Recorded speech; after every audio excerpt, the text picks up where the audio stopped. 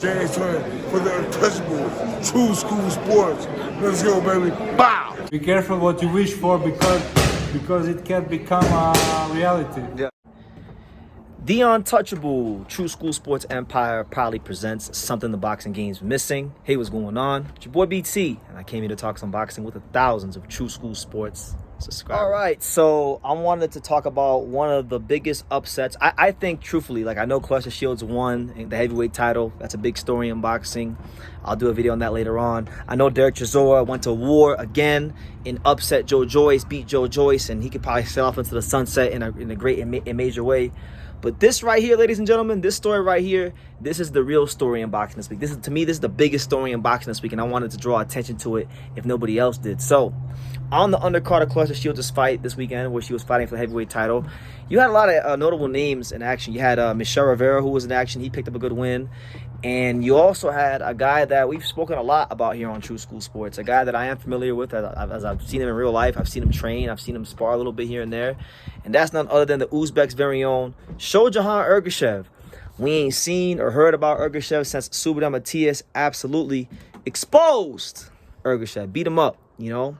And we know that it came out that Ergashev had gotten stabbed in Uzbekistan, and so he had a lot of blood loss before the Matias fight. And this was he had a fight against Julian Smith, a fighter that I love. I love his story. I love what Julian exposed. Just to tell him, Johnny. I love what Julian Smith represents in boxing. You know, he's deaf. He doesn't really have he can't hear. He's got a lot of things to overcome just getting into the boxing ring, let alone competing at the highest level. And you know, Julian Smith's a dangerous guy. Julian Smith, this is a guy that beat up on Orestes Velasquez when it seemed like Velasquez was on his way to world title shot, right? So this is a fight for Ergashev where he needed to win, and not just win, but look good doing it to get some buzz around his name and get back into the thick of things in the 140 division. And that is absolutely not what happened at all. Julian Smith makes Ergashev fight a very lackluster fight, drops him in the 5th round, and grinds it out and outworks him in the route to a victory over him, an upset victory. So look at Julian Smith's record, right? Julian Smith's 9-2. Julian Smith, as I mentioned many times, Julian Smith is deaf. Julian Smith just beat Orestes Velasquez. Julian Smith is now beating Shojahan Ergashev. Julian Smith, in 11 pro fights, quiet as kept, has one of the best resumes in the division. All right, because even in his losses, he has 2 losses. One of them came to Kevin Brown, who's a highly touted fighter in this weight class.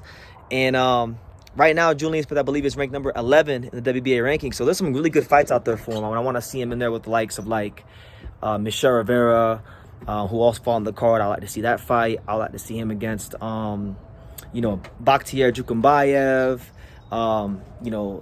Rolly would be a good fight.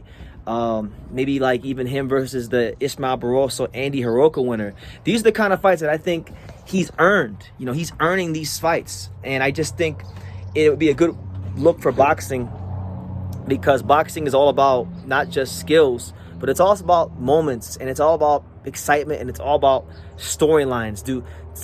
Does a fighter have a storyline that the fans can connect with outside of boxing? And I think Julian Smith has an amazing storyline that people can connect with outside of boxing. Like I said, he's deaf. He's got a lot of things to overcome. And he's one of these people that in life, if he wanted to be a crier, a moaner, and a complainer, he could. But he doesn't do that. He gets the ring, and he fights in the ring, and he wins, and he wins against really good people. And I think he deserves to fight on the biggest stage possible, because he's doing things the right way.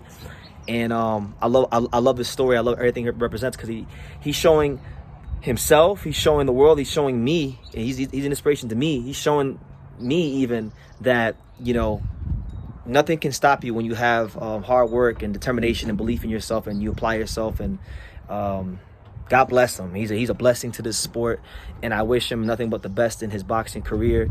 As for Ergashev, look, man, it's sad what's happened to Ergashev in his career. Shojahan Ergashev, I remember him on Showbox years ago, beating the brakes off of some Sonny Fredrickson and some good fighters at that time. Couldn't seem to get the fights when he needed to get the fights. Inactivity and mandatory challengers, Yeah, guys that could have fought off for the final eliminator decided to not go his direction.